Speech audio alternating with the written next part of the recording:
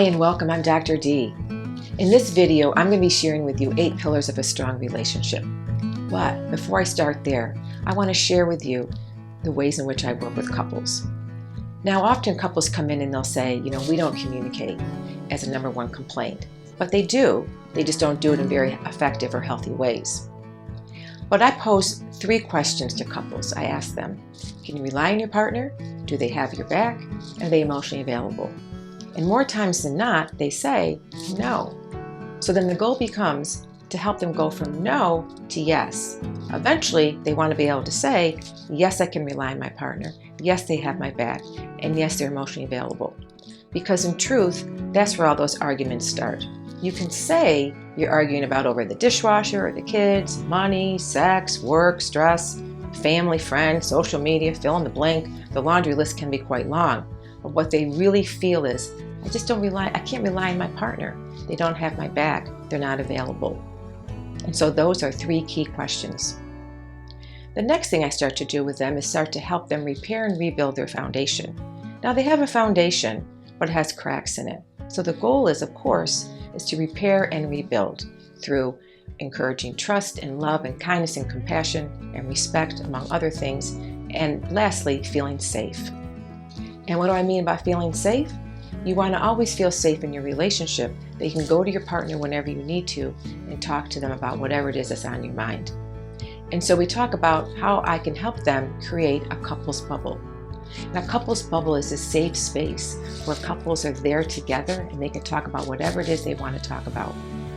And if you want more information about a couples bubble, you should check out the book Wired for Love. So I'm sharing with you the 3 questions. Can I rely on you? Do you have my back? Are you emotionally available? And then we start to rebuild that foundation through trust and love and safety, security, respect, kindness, and compassion. Those first 2 steps are key in helping couples. So let's move on to the pillars. The first 2 pillars are they're similar, but different at the same time. So the first pillar is curiosity. Now remember back in the day when you were first dating, you were getting to know the person, you were really curious about them, like what they liked and where they worked and their family and their friends and history and all that good stuff. And we were curious. And those feel-good neurotransmitters were firing off in our brain, and there was lots of novelty in the relationship, and we were doing fun things together. But in distressed couples, often that curiosity kind of falls off the tracks. So then the goal becomes, how can you start to be more curious once again about your partner? How can you ask them questions like, how was your day? Or is there anything important you want to talk about? Or when's a good time to talk about something? Or, what's been going on with you? Or, maybe they're working on a project at work. My husband's always working on projects, and I'm always asking them, what's going on with that? And where you are with that? And how is that affecting you? Because I'm curious and I really want to understand, what's going on with them or how they're feeling about something. So being curious is really important. And equally as important is another pillar, which is to be interested. Now, we all want to be interesting, right? I'm an interesting person and so forth. But it's probably even more important to be interested, saying to your partner, I'm interested in you. I'm curious. What is going on with you? How are you feeling about something? Or how you've been feeling as of late? Or I'm interested in, how your work is going or what's going on with your family. And when we're interested, we're showing up in a way that the person feels like they really get me. They really understand me. And this is really important. And so when we're curious and we create some novelty, or we're asking lots of questions and we're also interested, we're showing them that I'm here. There's no phone on. There's no TV on. There's no phone. I'm not checking my emails while you're talking to me. I'm not scrolling through Instagram. I'm not doing all of those things, because when I'm talking to you, I'm interested and I'm here with you, listening to you. And so you want to make sure that you're in a good space when you do that, right? So maybe you're not available at that time when they want to talk, but then you ask them, when is a good time to talk? Or they ask you, when is a good time to talk about this?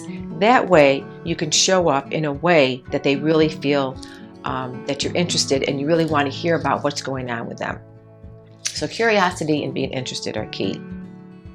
Another important pillar that I find is to be emotionally vulnerable. Now, lots of people have said, feeling vulnerable, that feels like a weakness. But if you read anything by Brene Brown, you will find that being emotionally vulnerable is a strength. And what that means is that you are able to be vulnerable and move into that maybe feeling uncomfortable moment. You're able to express how you feel about something. You're able to share your emotions with your partner and be with them, right? You are vulnerable. You are in a way that even if you feel uncomfortable about something, you're still able to express and expose that part of you, and that you don't feel judged, and you feel like your partner is there listening to what you have to say. So being emotionally vulnerable is also very, very important in a relationship. The next pillar is to be heard and to be seen. Now, I don't know about you, but many people say, what I should say is, what they do is we don't really listen to listen, do we? We listen to respond. Okay, she's talking, he's talking, right, going on and on and on. Good, I have a moment I can cut in and I can say what I want to say. So I'm going to listen to respond, I'm going to listen to defend. That really is what's happening.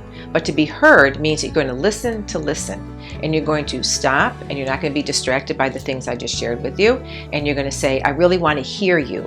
I want to hear what you have to say. And then maybe I'm going to tell it to you back, or maybe I'm going to say, okay, I want to clarify what you've just said. So I want to make sure that you know that I hear you and that I'm listening to you. I'm listening to what you have to say, and I'm not listening to respond or defend myself. And when people feel that way, like, wow, my partner is really listening to me, then they feel like I'm seen. And when I feel like I'm being seen in this relationship, it's like my partner sees me for who I am and sometimes who I'm not. And that is really important. So not only to hear the person, you're listening to them. Listen and hear or listen, and then you can see them. And you're not listening to just respond or defend, you're just listening to listen.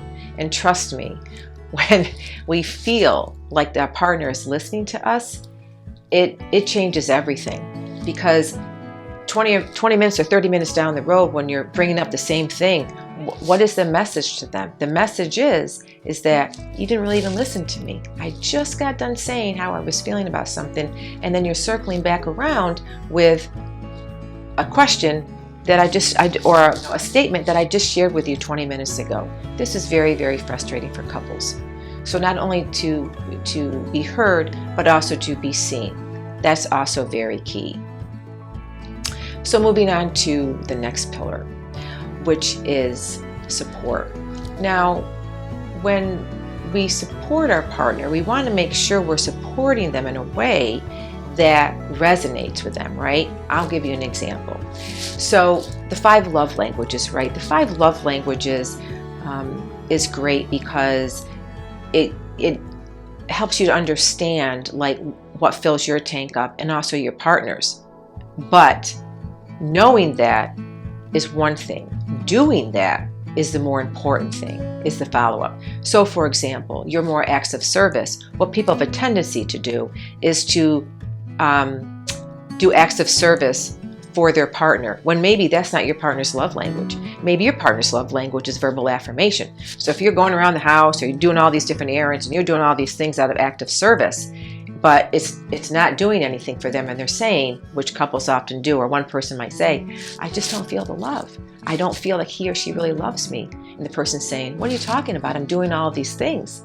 But the truth is that fills up that person's tank, not the other one, correct? So the goal is not only know yours, but it's also equally important, more important, I should say, to know your partner's and then do it. So even in the moment, you might feel uncomfortable, like, well, I'm not used to doing acts of service, or, I forget to do these things, or I'm not really comfortable, giving verbal affirmations. What do I say to that? Learn. I mean, teeny tiny steps. Just start doing it. Maybe it doesn't feel natural or organic in the beginning, but eventually it will. And I don't think your partner would be asking for this whole total overhaul of your personality, but a little bit goes a long way. Just the commitment, first there's the awareness, like I really have to change this love language and I have to do this for my partner. And then the commitment to doing that one small, teeny tiny change. And then the accountability factor, holding yourself accountable to that. And those little steps really help you. And in the end, that person feels supported. And in the end, your partner feels like my tank is filled up and he or she gets me. And that also helps create a very strong relationship.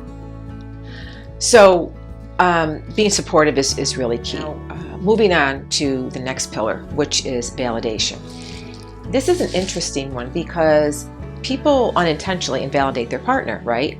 I mean, I'm saying right, but I guess this is just my experience when I'm working with couples, in that one partner's saying, I'm feeling really stressed, or I'm feeling really sad, I feel disappointed.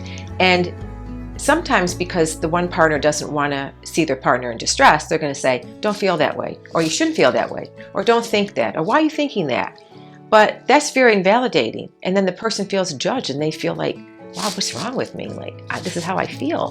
So just validating that person simply by saying, I'm sorry you feel that way, or I'm sorry I made you feel that way, or I'm sorry you're going through that, makes them feel safe and secure, and makes them feel like, you really get them because you're validating. Now, you might not totally agree with what they're going through. You may only be able to see a little part of that, but you don't necessarily have to completely understand. The important thing is you understand them, and that you want to validate how they're feeling.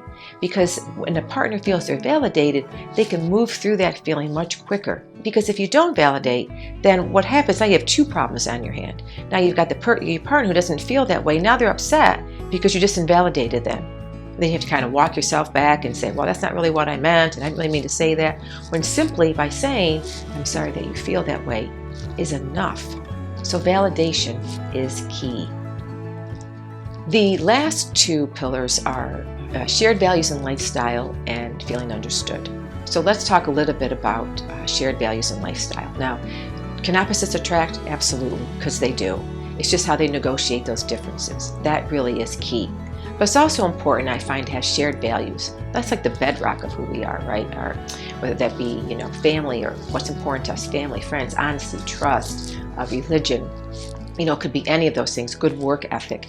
It could be, it's a lot of things. We all have our own values. And do you have shared values so that you are leaning into that relationship together? You're like, hey, we're on the same page with this. And we have these shared values that we can talk about. And we also have a similar lifestyle. This is how we live our life. This is how we're approaching our lifestyle. So maybe you're having conversations about what's important to you, or how do you want to grow, or how you want to live your life day to day, or what your long-term plans are, what your long-term goals are, what your short-term goals are. As we go through the years, how can we continue to support one another and have this lifestyle that feels good to us? Maybe, maybe your lifestyle is you like to travel, or you want to raise children, or you're doing things outside of the home together. You have that lifestyle, whatever that might look like. It could be things you do together, things you do apart. Whatever it is, it's like this lifestyle, this life that you guys have created together with shared values, and you can talk about those things. So that's also important. And finally, feeling understood. Now, I say this for the last because I find that this almost encompasses all the other ones, right? When you feel understood, you feel like my partner really gets me. I feel heard and seen. I'm validated. They're curious about me. They're interested in me, right? They're vulnerable. They're leaning into those uncomfortable feelings. They're willing to share how they feel. And as a result of that, we feel more understood, right? Like our partner is saying, hey, I'm here for you. I want to understand how you're feeling. And when we're sharing these things with our partner and they're listening, they're actively listening, and we feel seen, we feel like, oh my gosh, I'm understood in this relationship, and it also helps me understand myself even better. And when both people are doing that, they're like, I feel really good and I feel safe in this relationship, because the safer we feel in a relationship, the more freedom it gives us. When we feel safe and secure, we can kind of move about the plane, right? We can go off and do these things and live our life and share how we feel and what we're thinking in a really safe and supported environment. And that really is key. So it's important to feel understood. Because like I said, when we feel understood, we feel seen for who we are, and more importantly, who we're not. So those are the 8 pillars. And, like I said in the very beginning, the goal is to ask yourself, can I rely on my partner? Do they have my back? are they emotionally available? And you want to be able to say yes to those, because when you can say yes, then you can have the deeper, more enriching conversations. And then you can create that strong foundation of trust and love and security and safety and respect, kindness and compassion. So when there's a storm or there's some cracks in the foundation, you still feel like we're in this together and we have this we approach, and we're going to be able to tackle these problems because we can talk about these things. And I hope that helps. Like I said, this list is not exhaustive. I'm sure there's many, many other things that create a strong relationship, but these are my takeaways working with couples. And again, I always welcome comments and feedback. If you have a suggestion for a video, if you want to learn about something, certainly feel free to drop me a line. You can email me at hello@kristendavin.com. You can make a comment here in the YouTube. You can reach out through me through Dr. K. Davin on Instagram or DM me. Whatever it is that you need, I'm here to help. And thank you again.